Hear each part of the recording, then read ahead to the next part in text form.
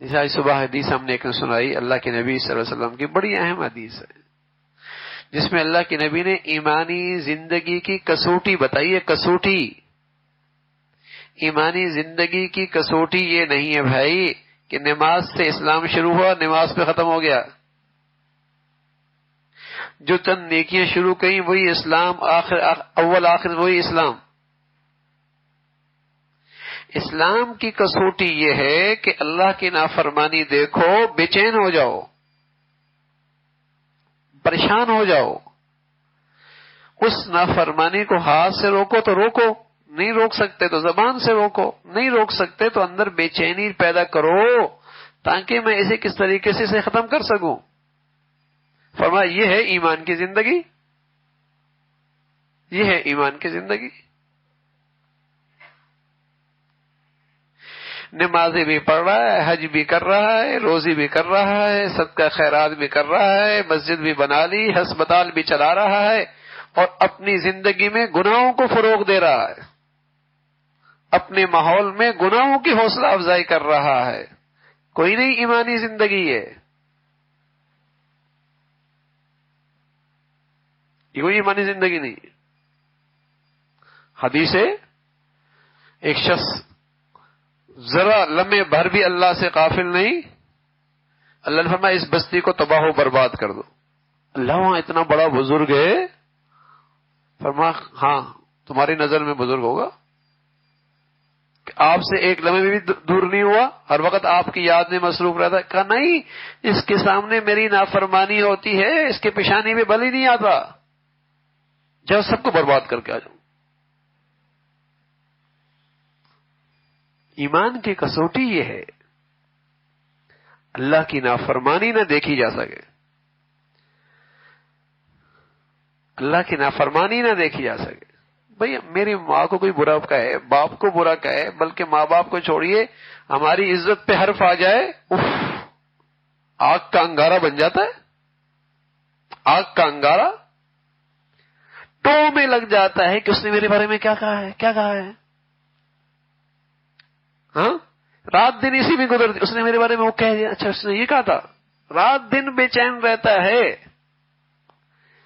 ارے تیری ذات کیا ہے، تیری شخصیت کیا ہے، گندگی کے نطفے سے تو ہم پیدا ہوئے ہیں، لیکن اپنی عزت کا اتنا لحاظ اور اللہ کا اتنی بھی عزت کا لحاظ نہیں کہ اس کی نافرمانی ہو رہی ہے اور پیشانی میں بل نہیں آ رہا۔ کیسا ایمان ہے، کیسا ایمان ہے۔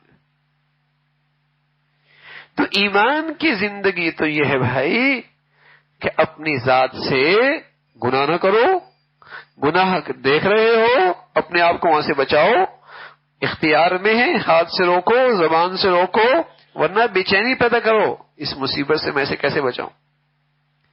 یہ مطلب نہیں کہ گناہگار کو ذلیل کر دو، رسوا کر دو، برا بھلا کر دو، نہ خیر خائی لے کے جاؤ، وہ گندگی میں پڑا ہے، وہ بڑا نقصان میں جا رہا ہے، بڑا گھاٹا ہو رہا ہے اس کا۔